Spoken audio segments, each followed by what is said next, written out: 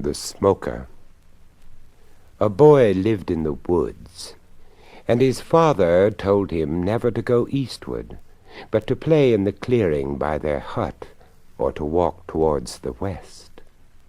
For some years the boy obeyed his father, but as he grew older, and the paths of the west became dusty with use, he felt himself drawn to the unknown trees and the green trackways, and one day he set off towards the east.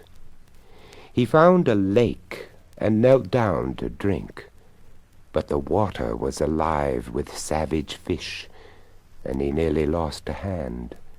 He crouched by the shore and watched the fins swirl the water, and a stranger came up behind him, so softly that the boy knew nothing until the man spoke. "Let us see who can throw a spear the farthest." "Very well," said the boy, and he won easily. "Let us run around the lake," said the man. "I agree," said the boy, and he won that too. "Let me show you the island in the middle of the lake," said the man. "Do you like fish?" said the boy. "I can see the island from here." The man whistled, and a boat came into sight, drawn by 3 flying swans. The man and the boy stepped into the boat and were carried to the island. But as soon as they landed, the boy wished that he had stayed at home, for the man knocked him down and left him, and went back across the lake. The boy felt his bruises. Nothing was broken, although he ached from the fists. He limped about the island to find food, but there was little except berries and roots, and no shelter. He sat and watched the night come.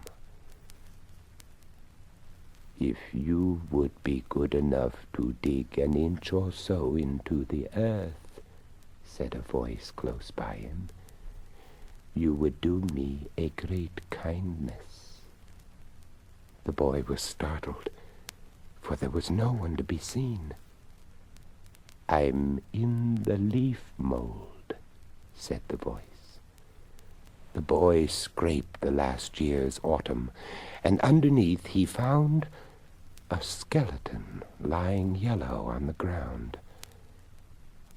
"I am much obliged," said the skeleton. "Now one more thing, if you will.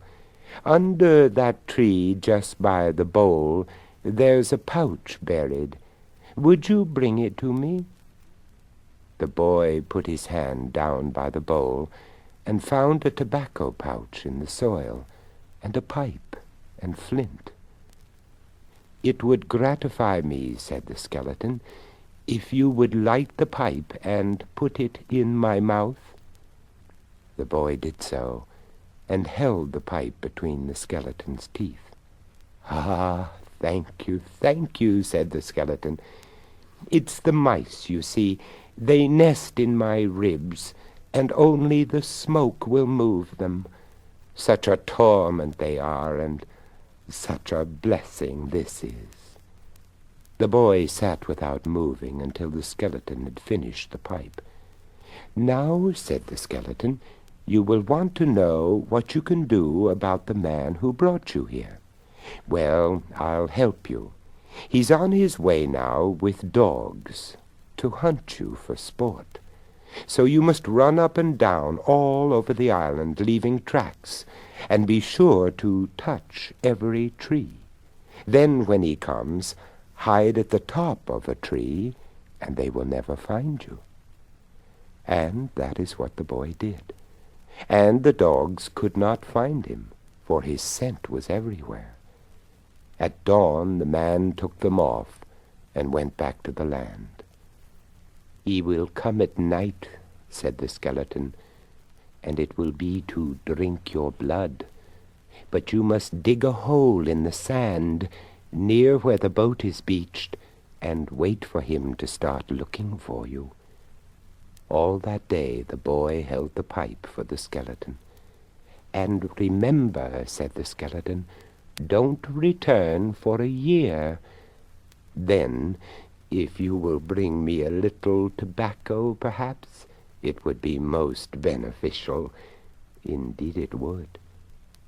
The boy hid in the sand until the man had disappeared among the trees, and then he ran to the boat and jumped in. As soon as they felt the movement, the swans flew back to the land, taking boat and boy with them safely among the deadly fish. And the boy went home and stayed westwards for a year. At the end of the year he made his way to the lake again. The swans were waiting. The island was unchanged. "I've brought a new pipe and pouches of tobacco," said the boy. "You are more than considerate," said the skeleton. "The nesting season has been a great burden." The boy lit the pipe, and the mice were soon cleared. "Can I do anything more to help you?" said the boy. "You saved my life. Shall I bury you?" "No," said the skeleton. "I would rather know the sun and the rain, the wind and the moon, and let them do their work. It's pleasanter here than in the dark." So the boy built a hut on the lake shore, and each day he came with the swans to light the skeleton's pipe and to keep him company, until the sun and the rain, the wind and the moon had done their work, and nothing remained to tempt the busy mice.